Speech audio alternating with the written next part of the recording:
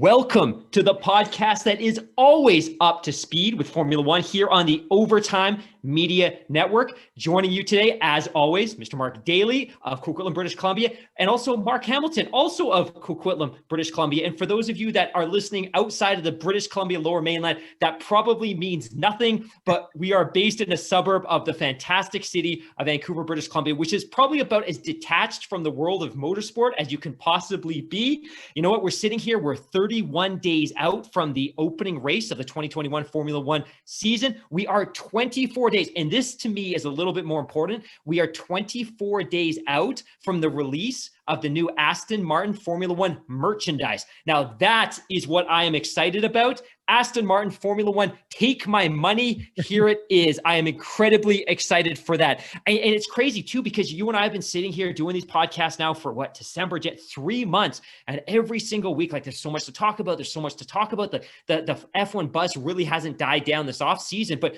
we're inching closer and closer. Like we're 31 days out from the start of the season. And between now and the start of the season, we've got 4 or 5 more teams to introduce their car. We've got winter testing.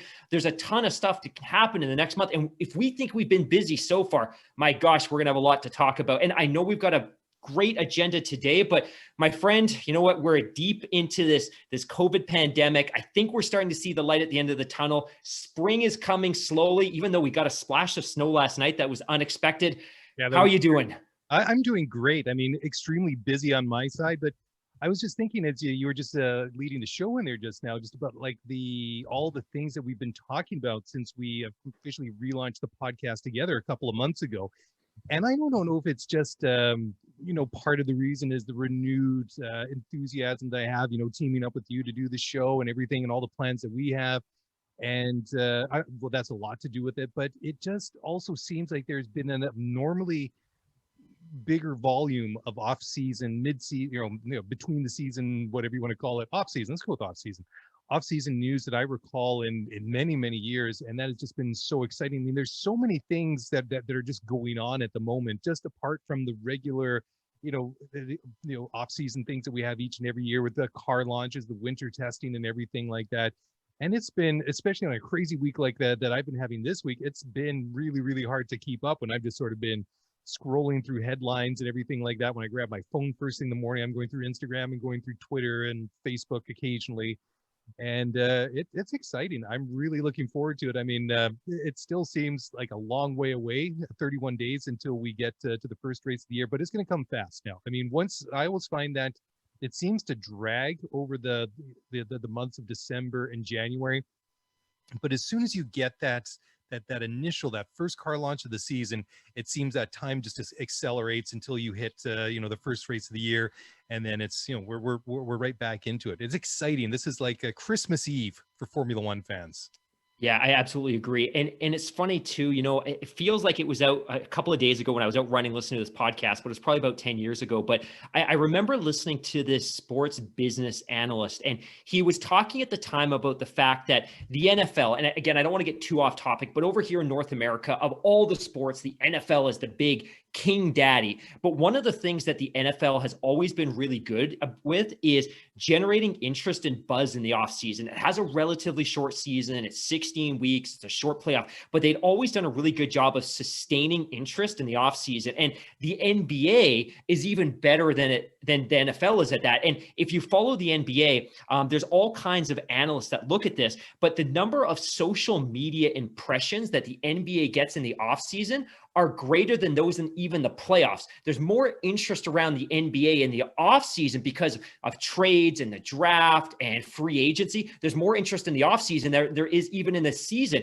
And what we're starting to see with Formula One is very much the same. One, there's this huge kind of intake of new fans. There's this new demo. So a lot of folks, just like we talked about last week, that are part of that drive to survive generation that are exposed to the sport, but they're in tune with social media and Twitter and all those kind of things. So you're seeing the sustained interest in the offseason. And of course, the other benefit is after Bernie finally exited the sports, Formula One itself embraced social media. So there is this sustained level of interest and exposure throughout the offseason. And I think, you know what, prior to 2016, 2017, interest and news around Formula One cratered as soon as that final race happened, and sometimes even sooner if the championship was decided. Like you look at 2015, and that title was decided in June, for crying out loud. Interest craters, but the sport's starting to do a really good job of sustaining interest during the offseason. And I think, you know, you were sharing some of the data with me about this show the other day, and you can see that in the ratings and the downloads associated with this show. Like they're pretty strong given the fact that we've been babbling away about Sergio Perez and the Lewis Hamilton contract for the past 3 months.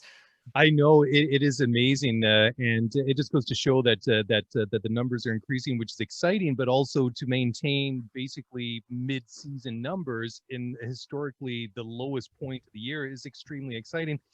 And you touched on a really great point there, just about the drive to survive generation. We had an email in the mailbag this week from Brian McCarthy, touching base all the way from beautiful Ireland. I got a bit of Irish blood in me, so we're not quite brothers, but we're getting there. So anyways, thanks for the email, Brian. And he had to say, among other things, he said, I'm a big fan of the pod. I've been listening for about a year now since I got into F1. I too got into Formula One last year after watching Drive to Survive, and without having any prior knowledge of F1, I can say it was honestly one of the best shows I've ever watched. I'm really looking forward to the next season. So, you know, the F1 Drive to Survive generation, it's a thing. It's legit now. I mean, that's just 2 emails we've had in the past week, and it's kind of funny. I'm kind of getting to the point now that I feel that one of these days I may actually be able to go out of my house wearing some F1 merch like I'm wearing now, or you are, and somebody might actually realize what it is, other than the fact that you're wearing a Mercedes branded cap, that they might realize, oh, that's a special edition Lewis Hamilton, you know, that so I think it's really, really cool. And there you go, really rocking the special edition British Grand Prix hat. But it is really cool to see how that program went and how it got people in. And I have to admit, when I watched the first season, we've talked about this now several times, how it really hooked me. And I was really excited to learn this week that season 3 drops in just a couple of weeks from now. Season 3 debuts. It's available to stream on March 19th on Netflix.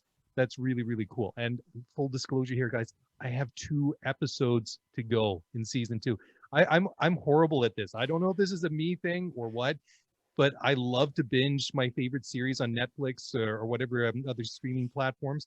But I'm horrible. I'll go watch like all but say 1 or 2 episodes of a season or a series or something like that, because it just always in the back of my mind is like, I'm still watching this, because I always feel a bit of disappointment when it's all over.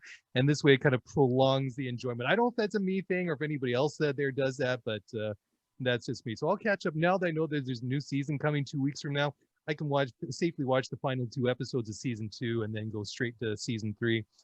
And then leave 2 episodes from that season as well. You know, come start. It's so funny. It's funny you bring that up, because my approach is like, I can't binge anything. Like if I find something I enjoy, I try to stretch it out over years and years and years so I can savor it. And I did that with The Last Dance, that fantastic Chicago Bulls documentary that was also on Netflix last spring. I still haven't finished it. I've got like 2 episodes left to go. And even like Stranger Things on Netflix, I think I'm still only halfway through season 1. And it maybe gets to the point where I just have to write it off and kind of appreciate I'm never going to get back there. But I am so pumped for this.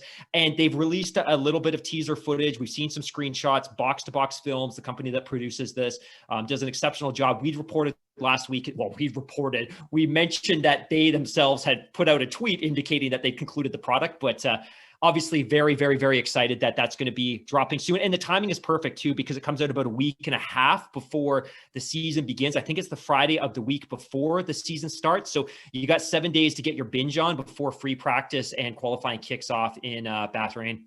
It's an ideal way to really sort of whet your appetite and really get into the new season. I'm really looking forward to it. When I initially heard that they were involved to be doing the whole Drive to Survive series, I was really excited, because a number of years ago now, and you know, I don't know if it's just my brother or it really is this old, but I actually have the DVD for the Senna documentary that they did. And that for a while, I don't know if it still is. It used to be on Netflix. I don't think it is anymore, but it was just a phenomenal documentary that they did. I mean, I can still never get past the part that weekend in Imola back in 1994. We had Roland Ratzenberger killed in practice on the Saturday, and then Senna killed the next day during the race. And it is so well done. I mean, when I watched it, I was fully immersed in it. I really felt like I was reliving that time in my life when, I was in my teens and enjoying Formula One. And so I knew what these guys could do, and they did not disappoint. So yeah, really looking forward to season 3. Well, we do have a lot of things to talk about here, and maybe I'm going to say I'll come back to the email here, the one of the other emails we have in the mailbag, because it kind of jumps ahead a little ways.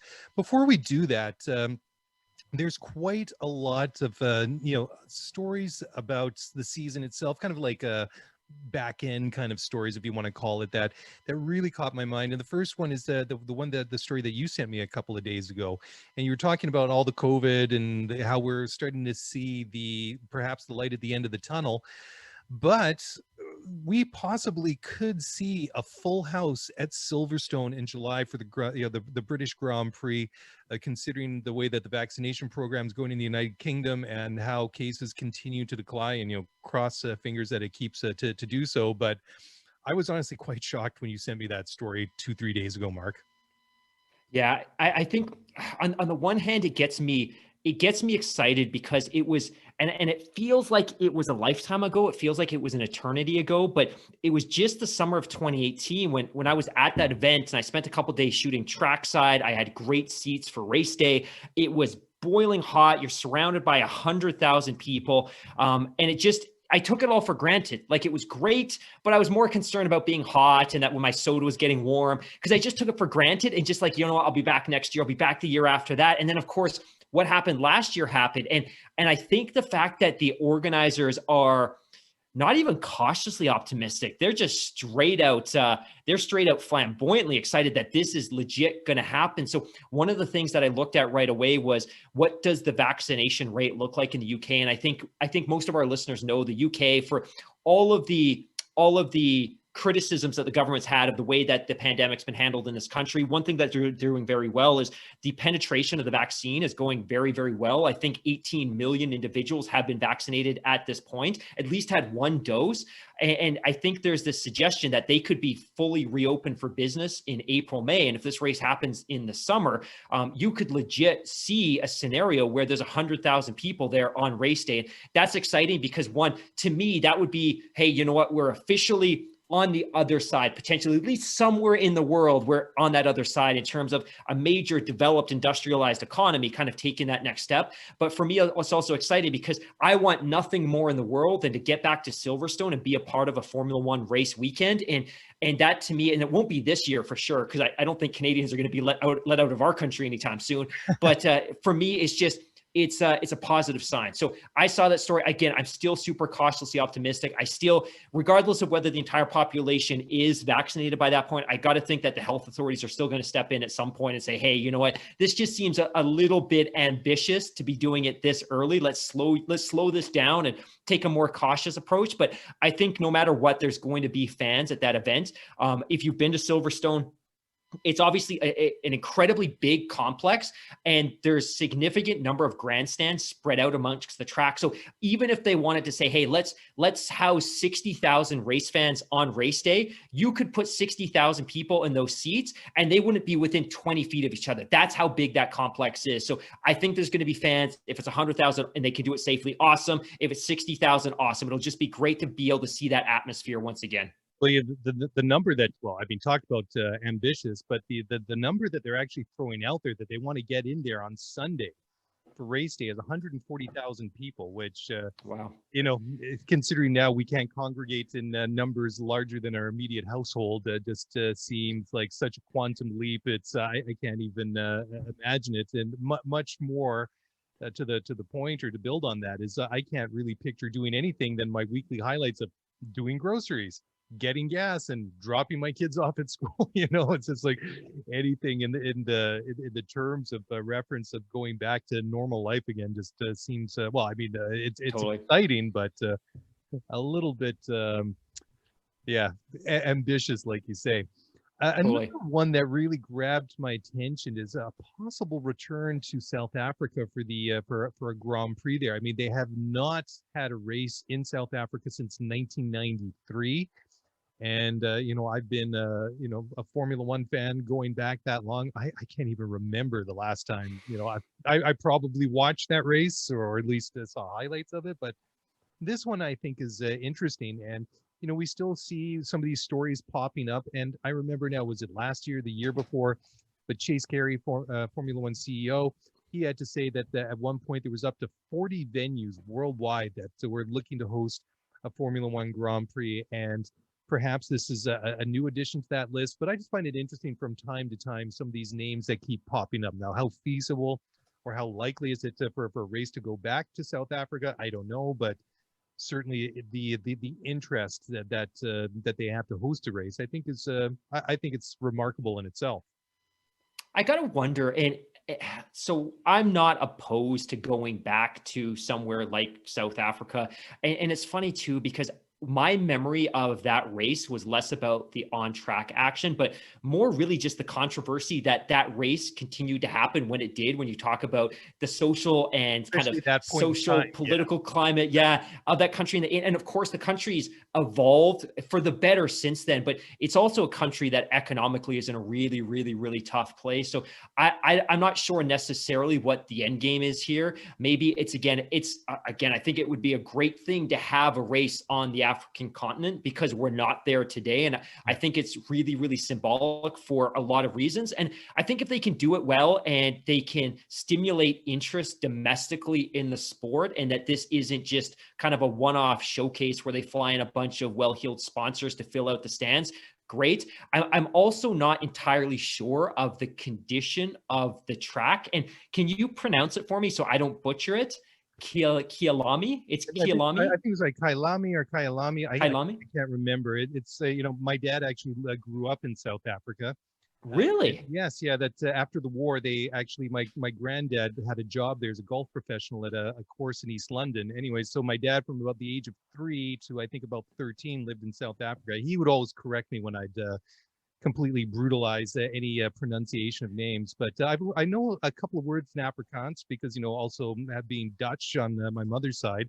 Right. There is that tie-in, and it really is interesting. Some of the, I mean, Afrikaans is a language in its own right, but it's interesting to see the sort of the Dutch roots into it, and I think it's always kind of cool. As a country, it's always fascinated me, and I think just the prospect of having a race going back to South Africa, I think it's interesting. I mean, to be a true world championship like Formula One is. I mean, obviously, we have races in North America, we have races in South America, we have races in Asia and the Middle East. But I mean, it, like you say, it has to be more than just a token showcase of an event. It has to be real. It has to be meaningful. It has to have a buy-in from the local population. Moreover, it has to be accessible to the local population as well, to the local people that want to be there.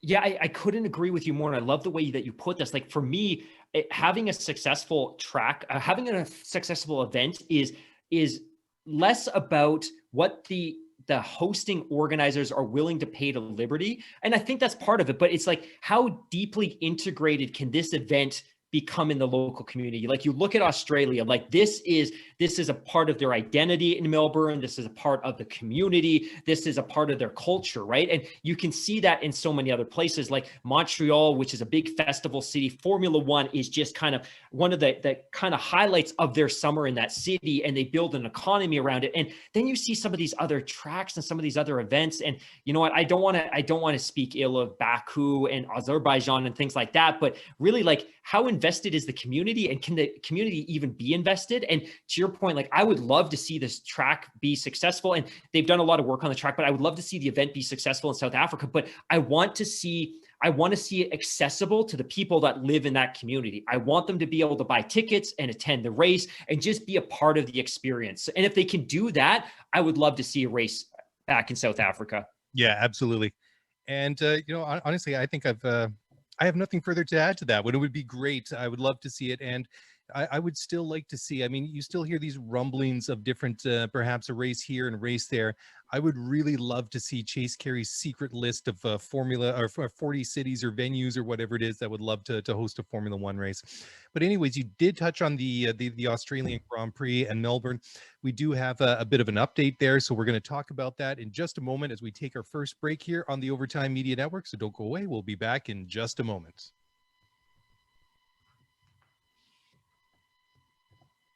All right. Well, welcome back to the show. All of you listening on the podcast and all of our subs on YouTube watching the show. Welcome to you one and all, however you enjoy the show. Mark and Mark here.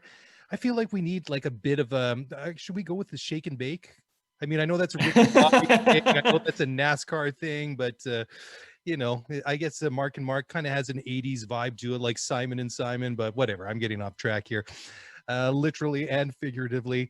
Anyways, we need a jingle for this one because you have been bugging me for ages to have like a MotoGP corner, but this one, there is a bit of a tie into that. So apparently the Australian Grand Prix is considering a permanent November date swap with the MotoGP event, and it is on the table for as early as 2022 and beyond.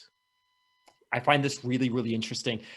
And for those of you that are kind of newer to Formula One or you don't remember, there was a point where when the Formula One series was held at Adelaide, so prior to transitioning to Melbourne, and there's a whole, you could write an entire book about the politics associated with moving the event from Melbourne or from Adelaide to Melbourne. But Adelaide was for the longest time the penultimate event. It was the final event on the calendar. And when Melbourne joined the calendar, it really became a staple, not always at the front of the calendar, but closer to the front of the calendar. So currently in that kind of greater Melbourne region, you have Albert Park, which is this phenomenal kind of semi-permanent F1 track in the city core on the waterfront at Albert Park. But the city also holds on the periphery a MotoGP event, and it doesn't use the same track. So there is a track on Phillip Island, which is probably 110 kilometers outside of the city center down to, I would say, the southeast of the city. So if you look at the calendar, if you look at the kind of the annual 12-month calendar, Melbourne's really blessed because they get this really fantastic showcase crown jewel F1 race at the beginning of the season in March. And then in the back half of the calendar in October, would be their spring, they get this really fantastic MotoGP event on Phillip Island. And it's funny because the actual makeup and the nature of the two tracks are worlds different. Like Phillip Island to me feels very much like the windswept coast of Wales, and there is a lot of wind there and it's a very different climate, but it's really, really cool that if you live in that greater Melbourne area, you get to start your year with an F1 race and you get to conclude your year with a MotoGP race. And what's being proposed potentially is that there would be a biannual or a permanent swap where we would see the MotoGP race pushed to our spring, which would be kind of the Australian fall, and that the F1 race would be moved into a later portion of the calendar potentially. So again, I think there's obviously a lot of kind of economic considerations at play here and things like that, but I've always thought it was really interesting that this one mega city is able to sustain two world-class motorsports events, and not even sustain, like the support for the MotoGP event is really second to none. And this is a country that is absolutely infatuated with motorsports and motorcycle racing. And of course, they've developed champions. Look at Casey Stoner. He won 2 titles within the last 15 years under the Australian flag. But yeah, kind of interesting to see that this is being considered, because to me, Australia really represents the start of a new season. It's a fresh start, and it's going to be interesting. And I guess we're going to see it this year, right? Because we've seen the Australian Grand Prix moved, but it would be really interesting to see it moved on a kind of a more permanent basis. Yeah, certainly. And a couple of points that I'd like to raise here. First of all, I think that there's a certain amount of prestige, I think, in being the opening race of the season. And they have been wonderful hosts and stewards of that opening Grand Prix for a large number of years. However, I think that because they've been so good at hosting Formula One in Melbourne for God only knows how many years, that has been quite a while, that perhaps maybe it is fitting that they get a date later in the year where there is, potentially championship implications. I mean, they've been, like I said, they've been wonderful stewards of the sport, supporters of the sport, and to see a world champion crowned or clinch a world championship at that event, I think would be really kind of cool. Then also going back to Adelaide, I've got some interesting memories of Adelaide. One is when Mika Hakkinen had a big crash there in practice, I believe. What was it, about 1997, 1998? And there were real concerns at that time, not just for his health, but whether or not he'd be able to recover fully. And then prior to that, one of the earlier memories I have as a child in 1986 was when Nigel Mansell, in contention for the World Championship, had his right rear tire explode in that race, and that cost him the championship. And at 300 kilometers an hour, mind you, or just a shade under 300 kilometers an hour, I think it was. Yeah, it was a crazy thing. Just go look it up on YouTube. It was quite phenomenal. I mean, he basically went 3/4 the length of that straightaway on 3 tires, and just weaving all the way down, and all the sparks coming off the under tray. That was really quite something. And as a kid, being a big fan of Nigel Mansell at the time, and still am, I'd always wondered, was that going to be the one opportunity Nigel had to win that championship, and it got away. Right. Yeah. Right. It's funny too, like we could almost do, and I'm thinking it because you and I've talked a lot about what kind of other things could we do in the off season to stimulate interest and things like that. I think there would be real value in going back and exploring the Grand Prix that were held in Adelaide back in the day historically. And they had a 10-year run, but those events were, except for a city of 1.5 million people, those events were exceptionally well attended. And not to take anything away from Melbourne, because they've done just as fantastic a job, but it was a little bit heartbreaking back in the mid 90s that event ultimately left that city. But yeah, it'd be interesting. And to your point as well, I wonder if I'm a host and I'm the one that's coughing up 20 or 30 or $40 million a year, you make a really great point. Do I prefer to potentially be that prestigious season opening event, knowing that all eyes, like the exposure that you get for kind of that kind of season kickoff versus maybe a race kind of at the back end of the season when maybe the championship is decided, in which case there's no eyeballs, or where it's potentially decided where there's a ton of eyeballs? I don't know what I'd be more interested in putting my dollars on the line for, but it's an interesting conversation. But you're right, there's something very prestigious about being able to open the season. Just a funny little anecdote before we move on from this topic. A couple of years ago, and I've worn the hat on the show a couple of times. I've got a Red Bull Danny Ricciardo hat. Anyways, I think it was 3 years ago. I think it was in 2018. We're just getting ready to sit down to watch the opening race of the year. And my wife gets a phone call from a friend of hers who was in Australia on vacation, and, a friend of hers from work. And she had no idea where she was going. And she gets a phone call quickly, or a text or whatever. And she says, "Hey, you guys like Formula One, right?" And my wife's like, "Yeah." She said, "Well, I'm just walking around and there's like a race going on here." And she says, like, "Yeah, we're actually sitting down to watch it on TV." Anyway, so she went and loaded up on a bunch of merch, and it got to the point where we were feeling a little bit kind of guilty because she had to like pack all this stuff around on a 3-week tour of Australia and then bring it all the way back to Canada. But it was really kind of interesting because she said, "Oh, what Mark like me to bring back?" I'm just like, "Well, Australian Grand Prix, you're there right now. It's got to be something Danny Ricciardo related." So that was kind of. You have good friends. You have a great circle of friends. Keep them tight. Absolutely right. Okay, well, let's move on to the next story, and this one is this is interesting, and I thought that perhaps well, let's just say it. There's no way to. I'm just going to get right to it.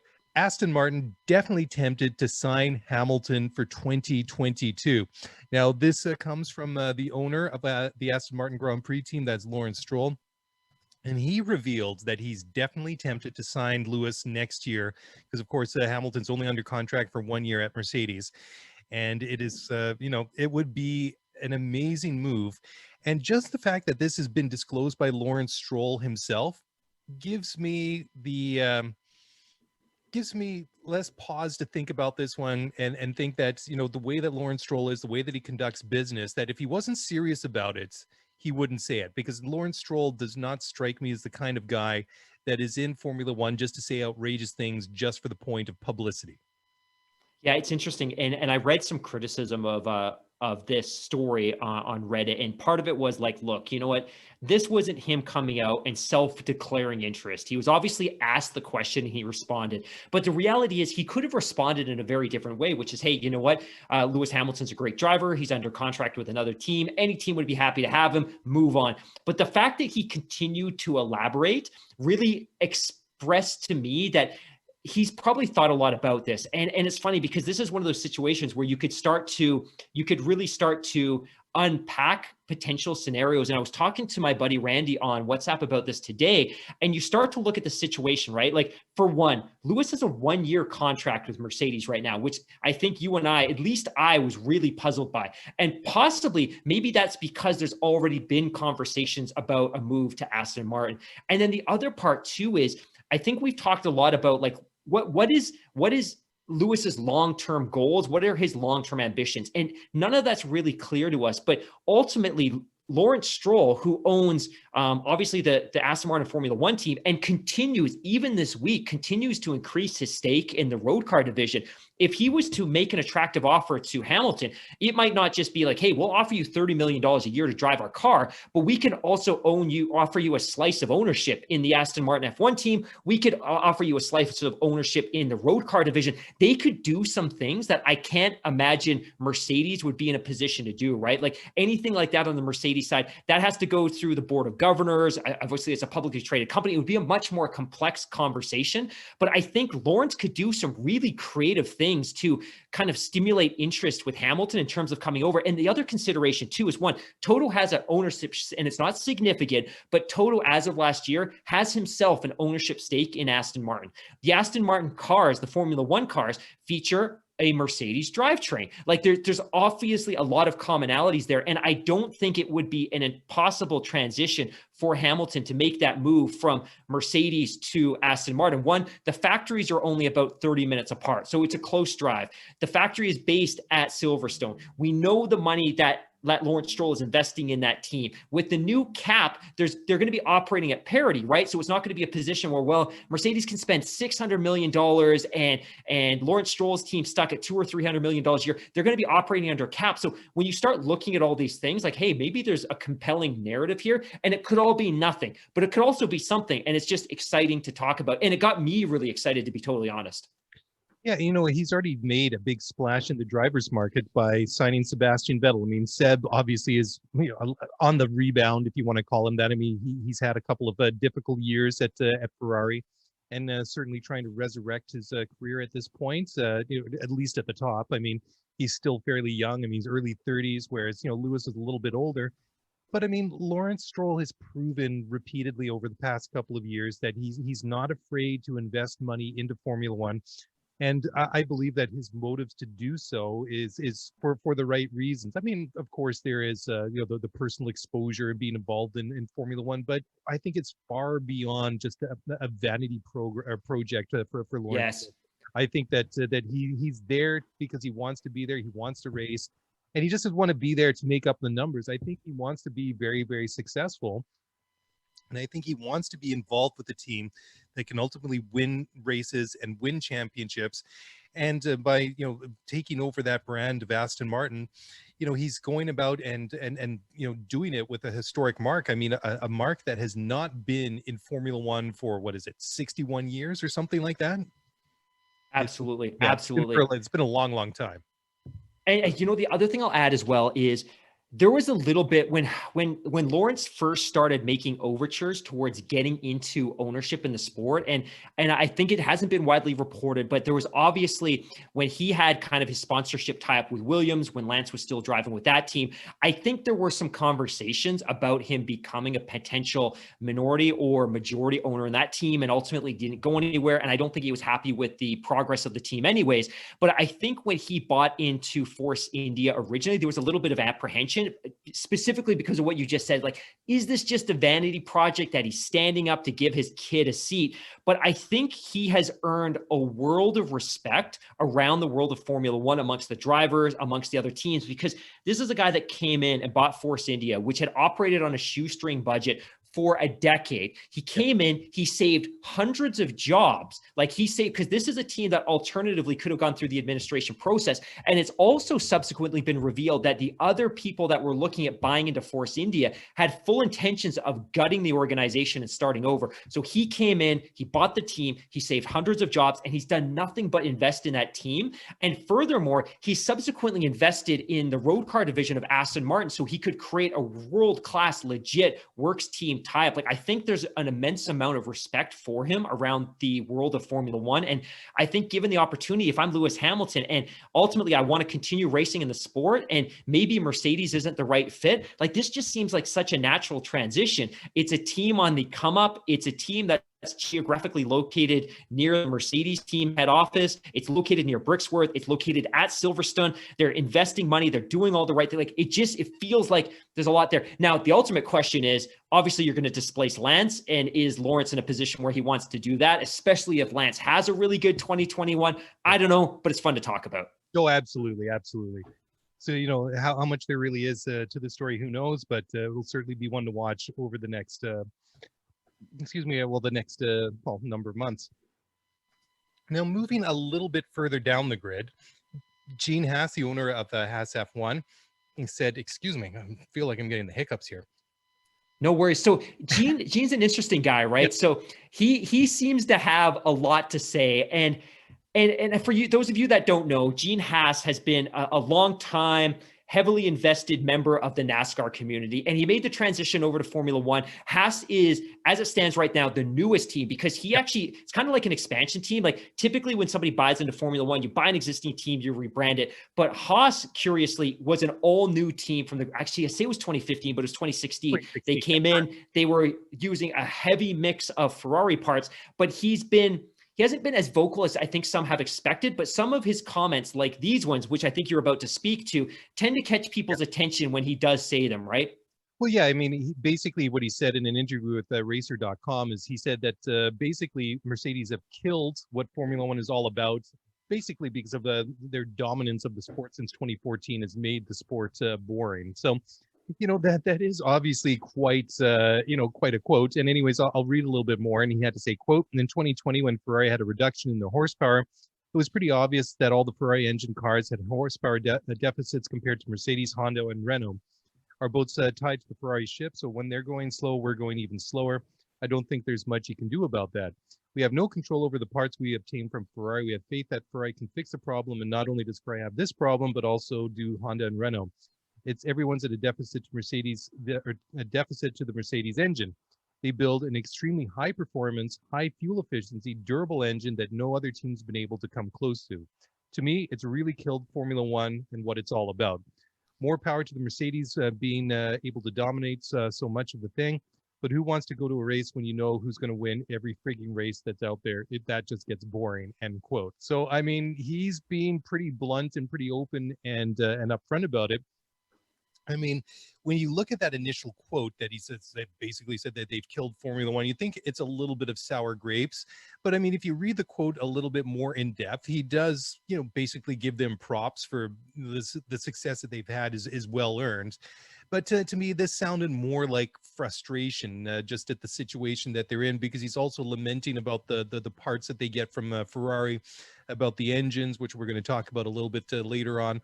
So there's multiple things going on there. But I thought it was a good quote, because he's not often a guy that we really hear a lot from. I mean, you hear quite a fair amount of quotes from Gunther Steiner. Obviously, he became a bit of a rock star just with the way he dropped F-bombs all over the F1 Drive to Survive. But he is the money man. He is the name behind the name. So I think when a guy like Gene Haas steps up and says something, I think it's worth paying attention to. I think for members of that team, I think they're often a little bit nervous when they do see and hear from him, because I think some of the concern within that organization is like, hey, we're 5 years deep into this Formula One project and we haven't experienced any meaningful success. Like, how long is Gene going to be willing to sustain the costs associated with this? And as part of that story this week as well, there was a quote from Gene, and it was kind of a defeatist quote, but he said, he's like, what, I always talk to the drivers. And I think in 18 and 19, we were spending somewhere between 20 and 40 million per year to apply upgrades to the cars throughout the season. And he said in this quote, it's like, I would go and talk to the drivers and like, are these upgrades doing anything? And they're ultimately like, no, not really. And he's like, so why am I spending this money? So one of the things that I really didn't pay a lot of attention to this year, because there wasn't a lot of reasons to pay attention to Haas, is that they brought no upgrades to the paddock at all this season. Like, the car they rolled out at that initial race is effectively the car they concluded the season with. And part of it's because I think he just didn't see the value in spending the money, but probably because I think he also felt a little bit defeated because he knew, just like that quote you had a couple minutes ago, is like, as long as we're running this Ferrari power unit, we're not going to be competitive. So why spend $40 million on upgrades if it's not going to get us any more championship points or get us any more prize money? So I worry when I see these comments, because if he's the owner of the team and he's the principal investor, like, you want this guy to be engaged and you want him investing in the team, just like you see with Lawrence Stroll. It worries me that you have an owner on the grid that is resigned to basically being a loser because of the costs. And ultimately, I think maybe the best thing for the sport at this point, and this is getting ahead of myself a little bit, but I think there's some groups outside of Formula One that would love to be involved. I don't know that Gene's in this for the long term, especially if they don't see success this year or next year. And I could potentially see a sale. And this is just being purely speculative, but when I see DeFee's comments like this, I'm like, how long is this guy for F1? I don't know. I know I get the same feeling because it seems every time he's quoted in the media, it's a very similar kind of sentiment that he's expressing. It always leads to me thinking he's a guy that already has like 1 foot out the door. I mean, yes, it's just speculation in my interpretation, but it has to be frustrating for him, because I mean, they had some very good success initially when they in their inaugural season in F1. And then by and large, it's dried up since then. I mean, last year in 2020, what did we really talk about when it came to Haas? Their shenanigans at the start of the Hungarian Grand Prix that was, ultimately kind of sort of, but didn't really work for them. And they ended up getting a penalty at the end of the race. But I mean, hey, if you're desperate, and you're not getting results, you'll try anything you can to try and gain an advantage. But we'll move on now, and we're going to come up into the portion of the show here now that is very heavily weighted towards Red Bull. So I think this every week we seem to have this kind of big meaty section in the middle of the show about Red Bull. I've noticed that. Well, we've got MotoGP corner, which we need a jingle for, mailbag. I've got a few. Yeah, and then we need probably a jingle for Red Bull corner or whatever we're going to call it. But anyways, we'll talk about that in just a moment. So don't go away. We'll be right back. All right. Well, welcome back to the show. And yes, as promised, we are going to talk about, well, we should have had a drum roll there, but well, I guess it's not really a drum roll when I already gave it away before the last break there. But yeah, we're going to talk about Red Bull now. And I think for me, they are obviously one of the stories that we're going to be looking at this year for many, many reasons. One is the Verstappen-Perez partnership. One is the final year of Honda. Well, I mean, there's so many things to talk about with Red Bull. Anyways, the first quote that really grabbed my attention this week came from Sergio Perez, who says that he feels that his experience in Formula One is what he calls a big weapon in his his bid to beat Max Verstappen this year. What do you make of that one, Mark? I think it's an interesting comment, and I think that the way I think about this is, when you're competing and you're driving alongside Max Verstappen, the performance and the battle, because I strongly believe it's a battle, right? Like, I don't think that any teammate of Max's is ever going to be in a situation where they sit down together and they share data and they go for beers. Like, I feel like, based on everything I've seen, that's always going to be a fierce inter-team rivalry. We didn't see it so much with Albon because Albon was so far behind him from a performance perspective. We didn't really see it with Gasly for the same reason, but obviously we saw the relationship with Daniel Ricciardo, who to me seems like the easiest guy in the world to get along with. We saw that deteriorate really quickly. I feel like part of this is Perez is having to project this outward confidence. And I think, in a sense, that one, he needs to be able to perform on the track to kind of establish his position and his role within that team. But part of this too is he needs to be able to project this confidence outwardly. And I think part of that is also just a byproduct of the fact that this guy is also now a race winner. Like, he has won a Grand Prix, which he hadn't until the conclusion of this past season. But I think it's an interesting comment, and I cannot wait to see what the dynamic is like between these two drivers, because I think the other conversation too is, I think the presence of Perez will probably get Max on his heels a little bit. Like, I don't think in the past 2 years, Max has felt any pressure within that organization. The car is what it is. It's designed for Max. All of the engineering is invested in building a car for Max. He's going to win a couple of Grand Prix. There's no expectation that he's going to win a world championship, but now all of a sudden he's going to have another guy in the other car that has won a race and has won a race recently. Like, I think this is going to put Max on his heels a little bit, and I cannot wait to see how this plays out. Your thoughts? Yeah, absolutely. I think that's going to be one of those fascinating stories to watch this year. Is just like how Max v Checo Perez is going to turn out, because I mean, obviously in the pairing of Max Verstappen and Pierre Gasly, or Max Verstappen and Alex Albon, you know who the big dog in that matchup is. I mean, there's no question. It was just going to be how fast or how quickly are these guys going to develop and to really be that sort of second driver and try and recreate the success that they had with the Danny Ricciardo, Max Verstappen era. So, I mean, they're back to a position now where they have two very good race drivers. And now that it is going to be interesting to see, you know, how close is Sergio Perez in terms of lap times and speed? Is he going to be as quick as Max Verstappen? Is he going to be slower? Is he going to be quicker than?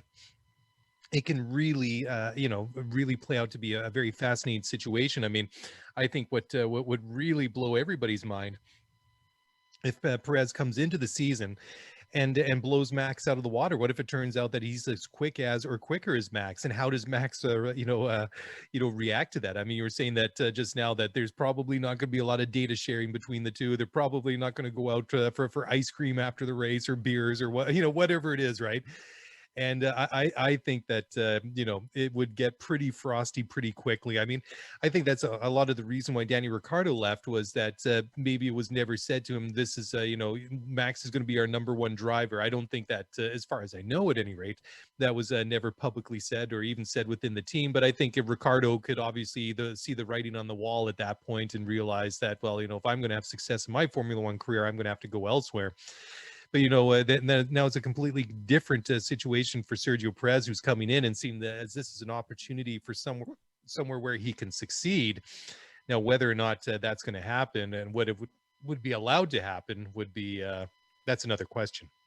Yeah, and let's not forget as well that the dynamic is, the calculus is also being driven by the fact that Sergio has no security, right? Like, he signed a 1-year deal with this team. And let's not forget that Red Bull has kept Alex Albon very close. It's not like he's been dismissed from the academy and he no longer has any linkages to the Red Bull family. Like, Perez is a 31-year-old driver in a sport where young drivers typically exceed, and he has a 1-year contract. Like, my thought is that if I'm Sergio Perez, I have nothing to lose by going out there and competing as hard as possible, and everything to lose by taking a soft approach. And I think he's going to have to go out there. And I think his mentality has to be that there is no A driver and B driver. I just have to do everything I can to be as competitive as possible. And if that means, coming into contact with Max on the track and racing him into corners and ignoring team orders, if there are potentially any, those are the things I've got to do, because he has no security. You know what I mean? And if I'm him, the only way I can secure my future in F1 is to put up as many points on that board as I possibly can. And I also have full confidence that Red Bull is one of those teams that probably wouldn't deploy team orders if they sense that Perez is in a better position and potentially has better pace in any given race. But I think that the contract status of Perez really plays into what this season's going to look like. He has nothing to lose and everything to gain by being as competitive as possible. Because the other consideration here too is, ultimately, if he doesn't re-up with Red Bull at the end of the season, there's no guarantee there's going to be another F1 seat for him. And if there is, it may be on a team that's ultra uncompetitive. And we talked about this last year. It's like, how attractive for somebody like Sergio Perez is a seat with Alfa Romeo or Haas or any one of those other teams. So I think he is going to do everything possible psychologically and physically on the track to be competitive this year, because he's going to want to re-up for his year 32 season.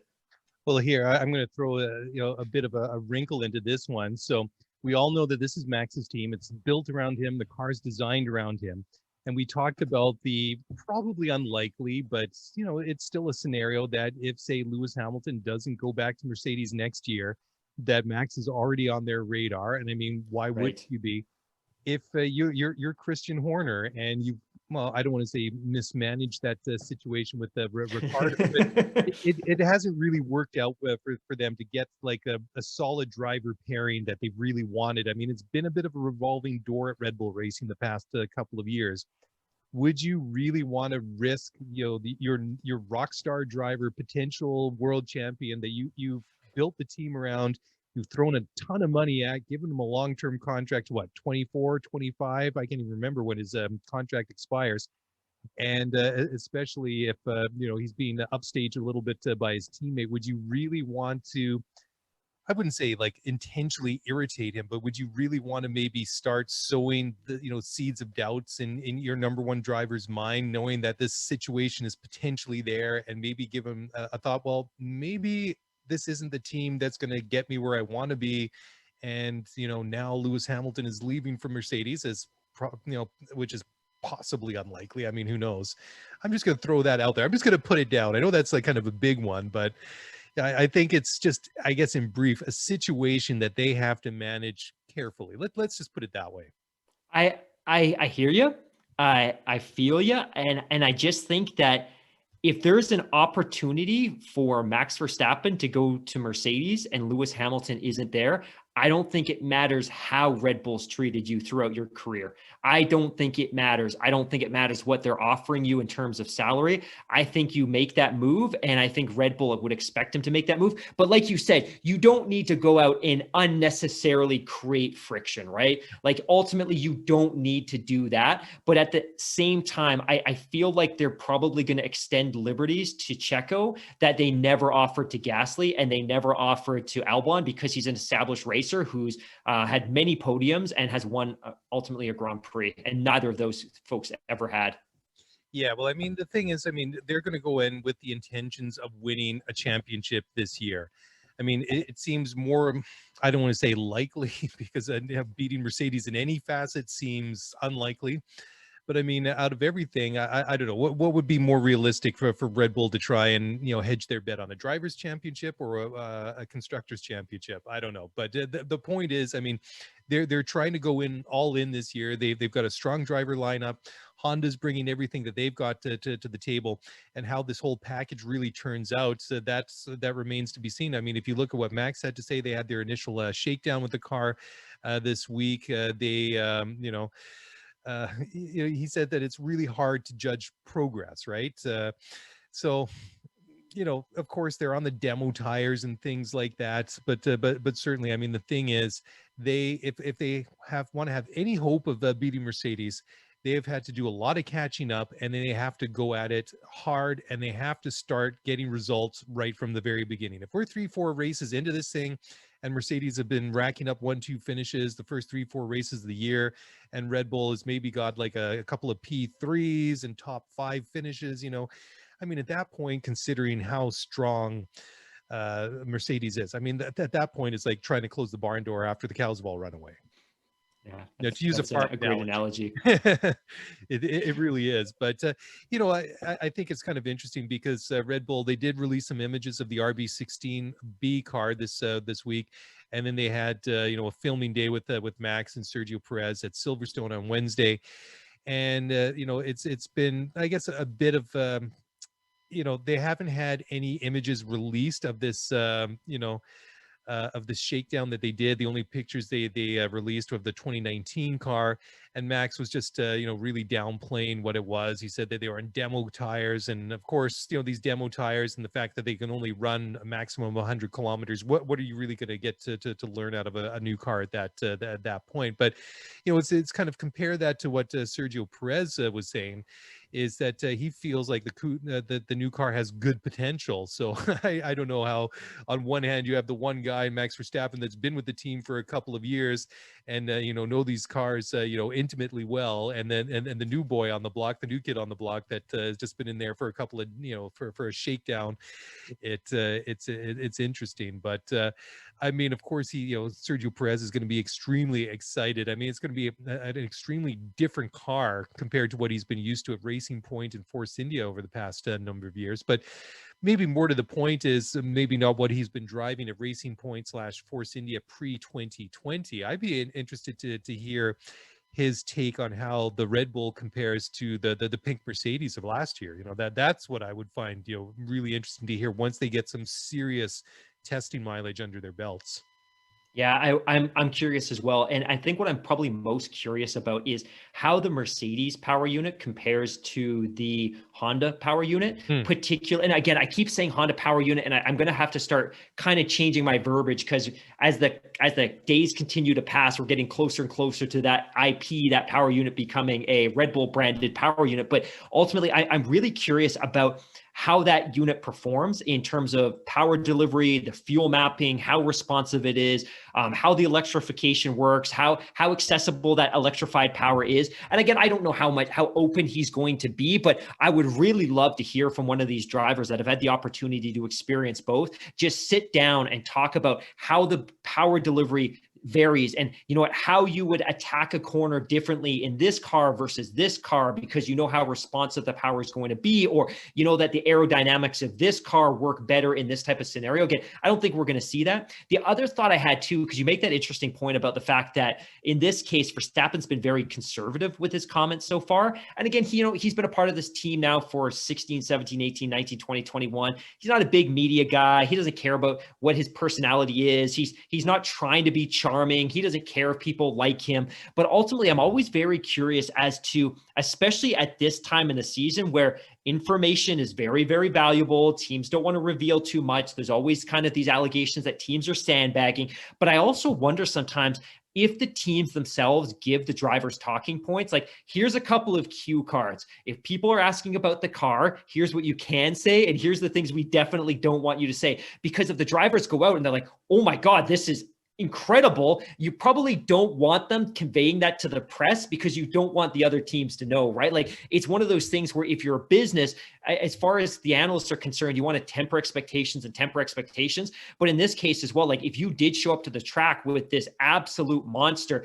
you don't necessarily want the rest of the field to know that at this point. And I remember that was really the case back in 2010 when the Braun team showed up and they realized right away that, oh my God, we have a monster. What can we do to conceal this from the rest of the field? Because we don't want them sticking their noses in and poking about too much. But yeah, interesting comments nonetheless. And I'm always curious about how much of what they say is fed to them by the teams.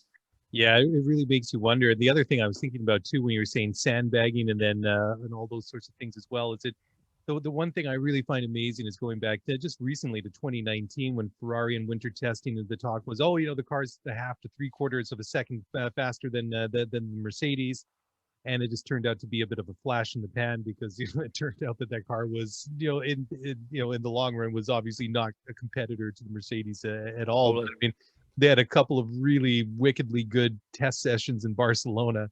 And everybody's all, completely freaking out. I was looking at it too. I was just going through our catalog and through the stats, and the episode that I did way back when, just specifically talking about that, is still one of the most downloaded and listened to shows in the history of this. Really? Yeah, it really, that was a real talking point 2 years ago. And that reality turned out to be really quite different, but it really kind of makes me chuckle quite a bit. Anyway, so just building more on what we were just talking about just now about closing the barn doors after the cows have run away.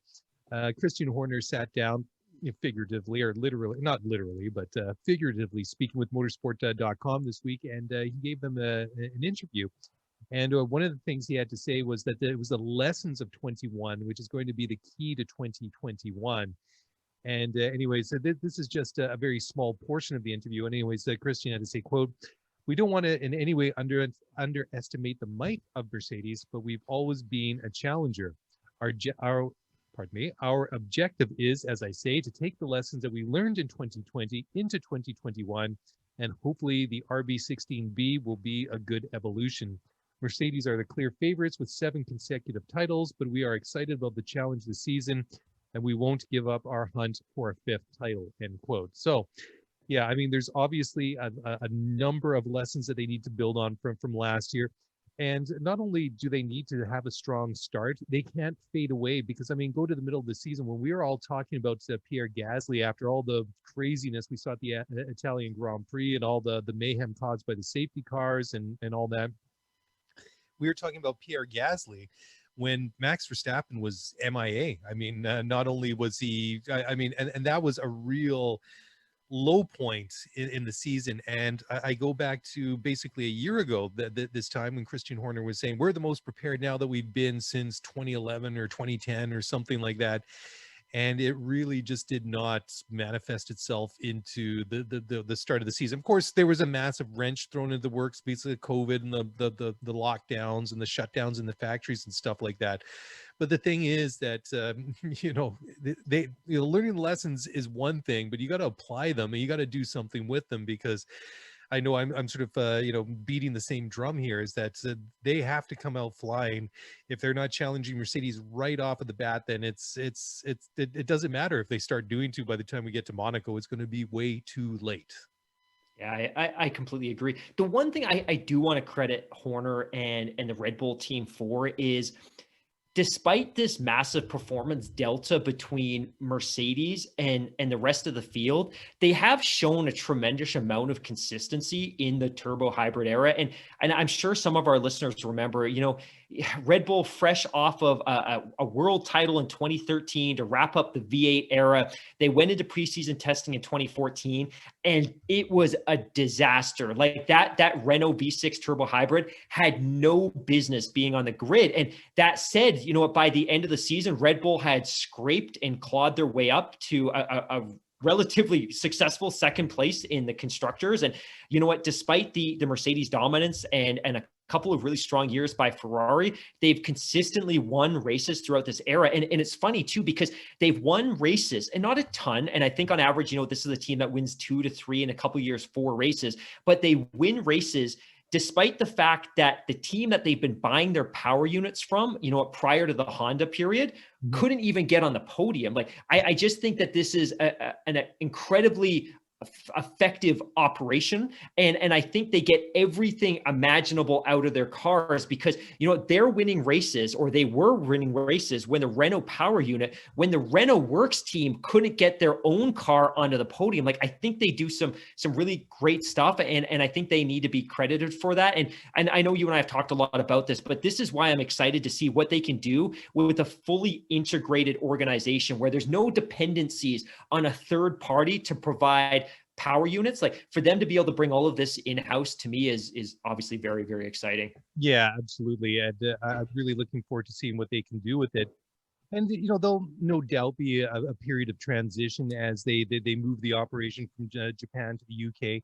I mean, it will be a bit of work in progress, but it will be exciting to see what they are able to do with it. And for all the things that we talked about last week, but it is very, very interesting, this whole Red Bull situation. We give them a ton of coverage and discussion on this show, but I think when there's at this point, and well, actually, I think we're going to take one final break here in a moment because I want to talk about Ferrari, because there was some very interesting news that came out that really I think lends itself to this conversation, because we've been saying for weeks and months that 2021 is going to be another year where Ferrari is going to be a non-factor, but there was a big question mark thrown up to that. So maybe this is a good point to break away right here for one final break. And when we come back, we'll pick up this discussion and shift from blue and yellow and red to the scarlet red of a Ferrari. So don't go away. We'll be back in just a moment.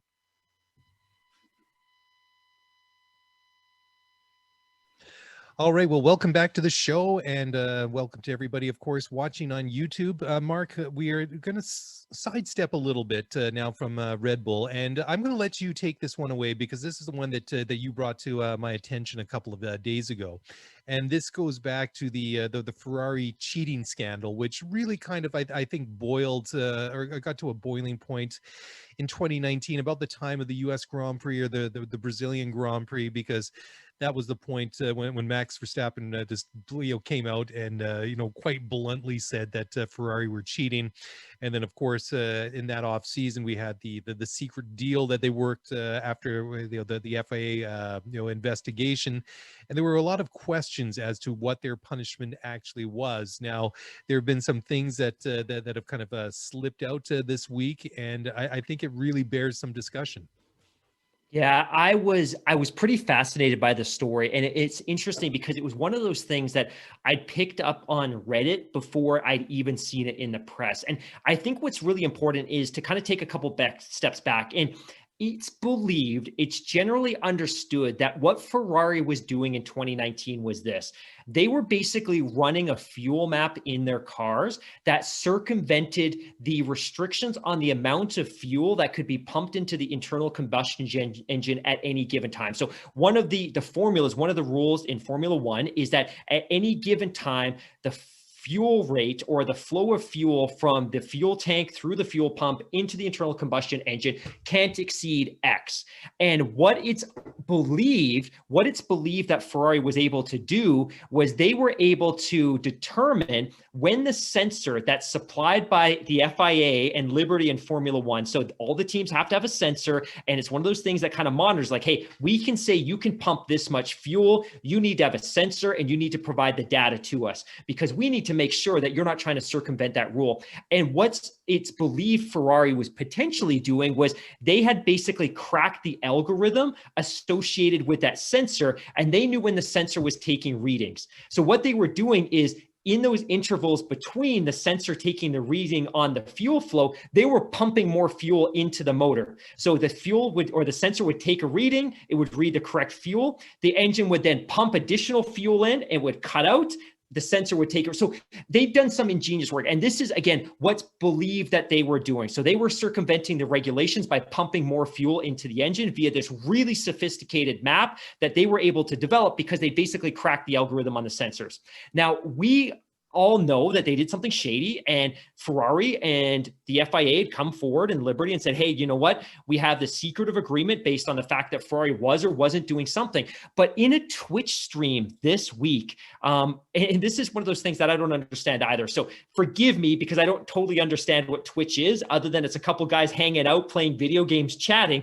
But in a Twitch stream this week, Mika Salo had made some comments about the fact that one of the penalties that Ferrari had incurred, and so did their partner teams, was that for the 2020 season, they were forced to run a modified fuel map, which restricted the amount of fuel that was being pumped into the internal combustion engine. So the rest of the teams were allowed to run X amount of fuel, but as a penalty for what they had done in 2019, Ferrari and their partner team were being restricted on the amount of fuel that they were able to pump into the engines. So the engines themselves and the assembly and the infrastructure around them was largely similar to what they ran in 2019, but they were being restricted on how much fuel they could actually pump into that engine. And until this moment, no one had known about this. Nobody had speculated about this. Nobody had spoken about this. So all of a sudden, all of this newfound confidence that, well, to a lesser extent, Haas, but Alfa Romeo and Ferrari have about this upcoming season starts to make sense because what's understood is that restriction is being lifted for the 2021 season. So this artificial limit that had been imposed on the Ferrari power unit teams for 2020 is now gone. And not only that, but they're also introducing new power units. So there's this supreme amount of confidence associated with all these Ferrari power unit teams. And I think there was a story this week as well that came out of the Alfa Romeo corner that spoke to the fact that they're really going to recover a large portion of the power deficit that they'd incurred last year. And when you pair this with that Twitch stream comment and that commentary, it all starts to make sense that, yeah, potentially there was this artificial restriction on the amount of fuel that these teams could pump last year as a punishment for what they were doing in 2019. So for me, I thought this whole scenario was fascinating. What were your thoughts? I think mine were actually kind of cynical. As soon as I saw this story and I read it through after you sent it to me, I was like, well, if you really wanted to find like this whole modified fuel map and circumventing the sensor thing, the first thing that popped into my mind is if you really wanted to find out if these guys were cheating, you should have just gone through the team roster and find out if there are any former Volkswagen engineers. Because this really sounded very similar to that whole emission defeat device that Volkswagen got into massive trouble for several years ago. And it is, like you say, it was some ingenious work if that's indeed what they did to try and circumvent it, because basically they know that it's switching on and off at these times is just like, okay, well, we just make it look like it's complying whenever this thing is measuring, and then the other times it's just like just pump as much gas through the system as we can and get the associated power out of it. So it really is fascinating, and especially like when you just refer to the comments of Alpha Team principal Frederick Vasseur, that he seems quite bullish on the upcoming season, and there's a fair amount, well, I wouldn't say a lot of positivity, but he seems quite confident that they're going to fare a lot better in 2021 than they did in 2020, and it's if it turns out to be true, it will have been in an astonishing slip of what reality was, and it would have come, like you say, in the most bizarrest and unexpected places, in a Twitch stream of two guys basically talking while they're playing video games. I think it was already a weird story to begin with, just the way that it all kind of shook down a couple of years ago and the whole penalties. But I'm just like, if there was any sort of more weirdness that could come out of this story, Totally. This seems so fitting to go with. I just got to say as well, like, you know what, for all of those of us in the sport that maybe aren't Ferrari fans, I think we all wanted blood. Like, we wanted Liberty to come in and the FIA to come in and say, Ferrari, you cheated. We're going to share with the world what you did, and here's €100 million fine. That's what we all wanted.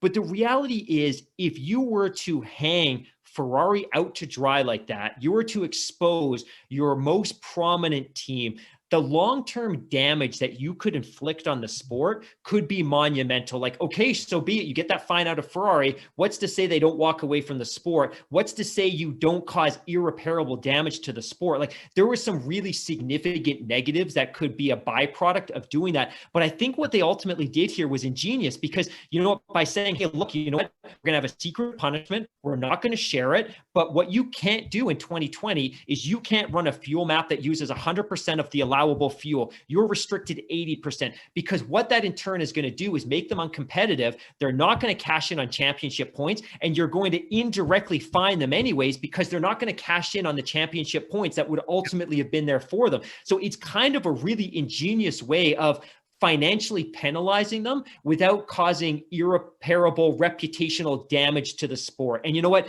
Again, if this was the NFL or Major League Baseball or the Premier League, you know what? There's some sense of obligation to transparency in these type of things. Formula One's different. You know, it's principally a privately held organization. You've got 10 well-heeled owners that are out there looking for the best interests of themselves. Like, what they did here actually made sense in terms of protecting the long-term viability of the sport. So when these comments slipped out on that Twitch stream and you start thinking about it, like, yeah, that actually makes a lot of sense that that's potentially what they did. And it would also explain why you saw this monumental drop-off in performance with these teams last year. It wasn't just because Ferrari couldn't run that really shady fuel map. It's because they were being told, you can't even run 100% of the fuel that's being allowed by the other team. So interesting story. And again, we don't know if any of this is true, but it seems to make sense. And I don't know why somebody would have made something up like that. It just seems very, very far-fetched to be a concept, and especially for somebody like him. Like, this is a guy who has connections obviously within the world of Formula One and the Ferrari team. I think there's probably something to it. Yeah, and you raised a really, really good point there, that they do get financially penalized rather than forcing them to cut a huge check for in the form of a massive fine of $50 million or $100 million, right, whatever it is. You just cut them a smaller check at the end of the year because they've earned less prize money out of the collective. Exactly. That I think is as ingenious as it was for them to circumvent that sensor in the car, allegedly and supposedly. That is also an ingenious way of punishing them themselves. I mean, but you also get the buy-in from the other teams, right? So if I'm McLaren now, I'm cool with this because there's going to be more championship points for me and more prize money for me. So it's something that probably satisfied all of the teams. And I think this is probably one of the reasons why the other teams didn't protest as much as I think we wanted them to, because they recognized that this was also a good opportunity for them to cash in on some additional prize money in 2020. Yeah, because it was really funny because I mean there were some token complaints and comments in the media after that judgment came down, but you would have thought that if the transgression was as egregious as they were all complaining about in the 2019 season, you would think what was basically looked like a slap on the wrist and some really shady, privately worked deal between the two teams. You think that the other 9 teams would be out there screaming bloody murder Exactly. but other than a couple of really sort of token and really half-hearted complaints, it really was almost a non-event. Yeah. But it's certainly it's going to be interesting to see how these cars come out, and and if they're still just as close to Williams as they were last year, Ferrari. I mean, this year, then we'll okay, maybe it wasn't the engines after all. Maybe they're larger issues, but. Ahead of the season, they've actually overhauled their chassis department. I mean, they've made a number of changes off the track over the past year, and this is just another one. I mean, they've got 4 areas: what is vehicle concept, performance engineering, chassis project engineering, and vehicle operations. So, they're doing quite a lot of work off of the track, and I imagine they're just having to restructure everything because they're going to have to downsize now that we're in a cap world, and they're going to have to Great point. those the mental, the intellectual brilliance that they have within the organization, just streamline that and make it as efficient as possible. And I don't want to kind of fall back, but you made a point a couple of minutes ago that I want to touch on as well, which is if what we were just talking about is true, and that there was a penalty that was applied to Ferrari and their sister teams last year, which restricted the amount of fuel that they could run via their map, it could really rewrite the narrative of this year, because less so you, but me, I've been very, very cautious about what Ferrari could be in 2021. In fact, to be honest, I've completely discarded the potential for them to be competitive. And you know what, even as recently as last week, I said, look, you know what, second place is Red Bulls. Like, they could potentially chase a championship because there won't be a competitive Ferrari. But the reality is, if that was the principal reason why they weren't competitive last year, was because of a artificial fuel map that they were forced to run by the FIA, if that restriction is lifted, they're going to recover a significant amount of power without doing anything mechanical to these cars. And if you pair that potentially with chassis tweaks and these other things, like, this team could potentially be much more competitive than maybe we expect it to be. Now, your point is also a good one, though. You know what? Obviously, with the cost cap now upon us, Ferrari, like Mercedes, is one of those teams that is going to shed not dozens, but potentially hundreds of headcount in their operations. And we've also given Ferrari credit as well that they've worked to find homes for as many of their personnel as they can in their sister teams. But that's also something that this team is obviously going to have to adjust to, because in the past, maybe you have a team of 30 fluid aerodynamicists, and maybe now it's 3, and that's a very different reality. But yeah, just that thought about, if it really was an artificial performance dip last year driven by a fuel map that was imposed upon them by the FIA, I'm now very curious to see how much power they regain this year with doing almost nothing. Yeah, it could completely rewrite the narrative that we've been talking about for months now, that 2021 is going to be Mercedes versus Red Bull. I mean, they could come back, Ferrari that is, and it could be like the surprise story. I'm going to use, saying that in inverted commas here, but it really could rewrite that narrative, and it totally potentially a game changer. So, I mean, you heard it here first. Please timestamp this, because what we find is people steal our content all the time. We've actually criticized some team principals with stealing content and storylines from this podcast, but you heard it here first. Well, we all know that Christian Horner is an avid fan of this this podcast. I say that obviously rather jokingly. It would be awesome if he is. And finally, and we're just always jumping back to Red Bull or Red Bull related topics, but Danny Ricciardo, former Red Bull driver, current McLaren driver, said that the sprint F1 races that have been proposed must not devalue or devalue race victories. And he says he's now less scared of the sprint races that they're going to have in Formula One, and compared to, say, like these reverse grids and other gimmicky things, as long as it doesn't actually devalue the race victory itself. And I must say that I've really warmed to the idea of these sprint races, and I like the fact that they're only going to trial them in a certain number of races, and I think that is the ideal way to do it. I mean, I guess that there's never really a perfect time to trial something like this, but to a certain extent, this is kind of a bridging year between one era of Formula One and the next. And if you're going all in to really come out with a whole new generation, a whole new baseball, a whole new era for Formula One next year with the new cars, then of course you want to try and increase the spectacle as well. So it makes complete sense that they're going to try these sprint races at a couple of races, several races this year to see how they work. And it's interesting to hear some, concept or some feedback from Danny Ricciardo on the concept and the ideas that they have. And he says, quote, competition is obviously what I love most. So I would love to do more races and less practice or whatever. So I kind of does go towards probably what I would want, but I would think that the biggest thing I want is an F1 win to still feel as big as what it should be. I don't ever want an F1 win to feel diluted or just somewhat lower than it should.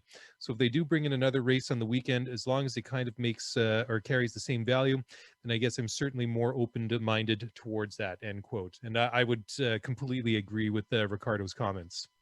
Yeah, I feel him. I completely do. And Ricardo, to his credit, he was very much like you and I were 2 or 3 weeks ago in his criticism of the concept of the sprint race. And I think partly that's because the sprint race came so quickly on the heels of the conversation about the reverse grid. But I've totally warmed to it. I want to see it.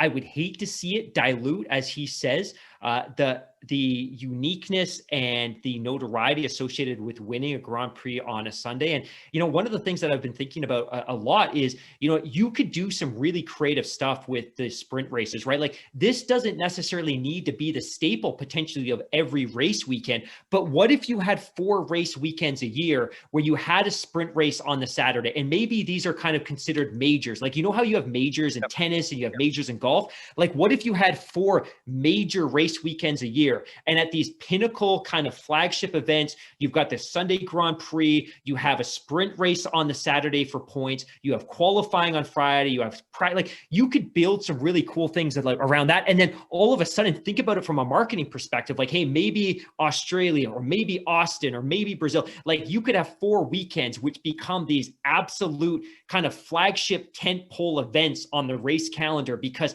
hey, we've got a sprint race, we've got a Grand Prix, we're going to have additional, like, you could do some really cool stuff like this. So what I don't potentially want to see is, I don't necessarily want to see a sprint race every weekend, but I would love to see Liberty package this up and have like 3 or 4 majors a year. So major race weekends.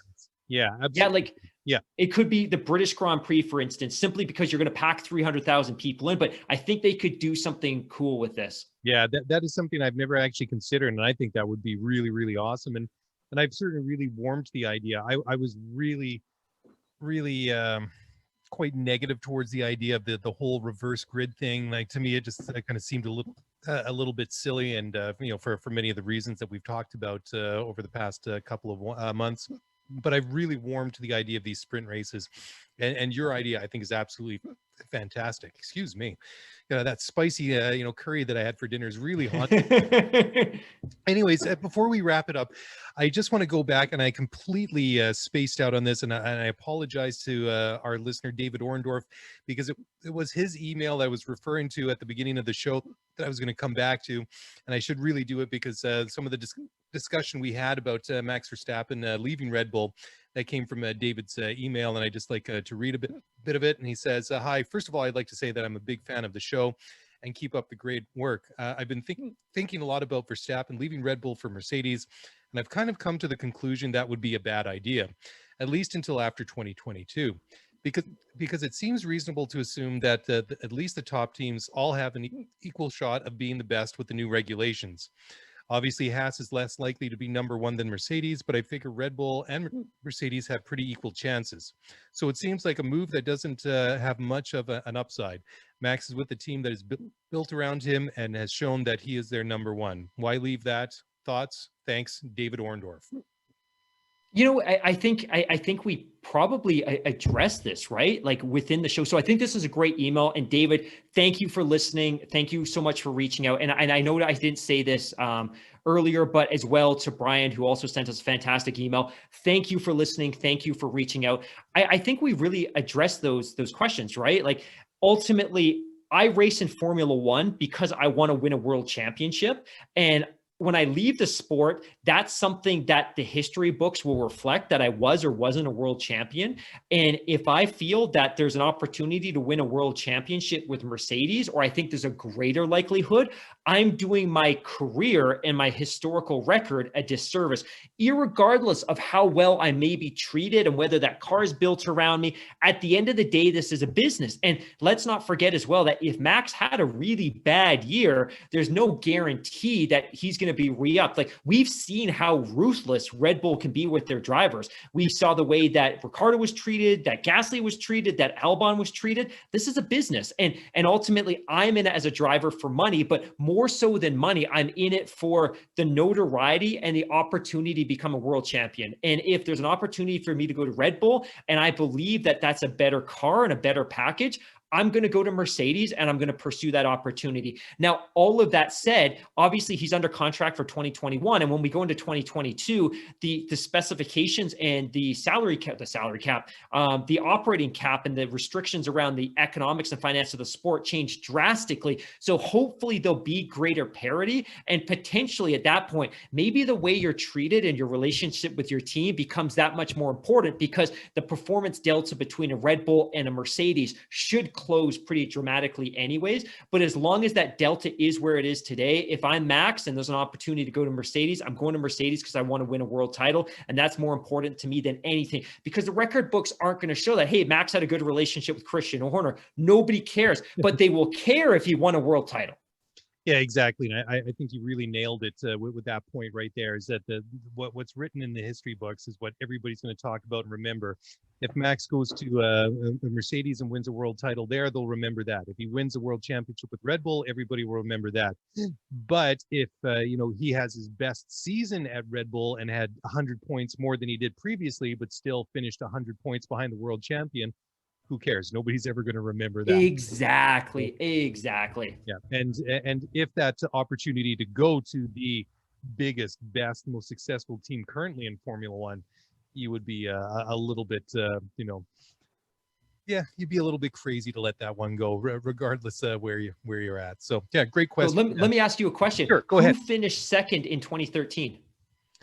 2013, I'm going to go with 2013. So that would have been Seb's last world championship. I'm going to go with, I'm going to go with Fernando Alonso. So you're right. So you kind of ruined my point. But no, and again, in all fairness, I actually kind of I just kind of grabbed that one out of the air. I didn't actually know that.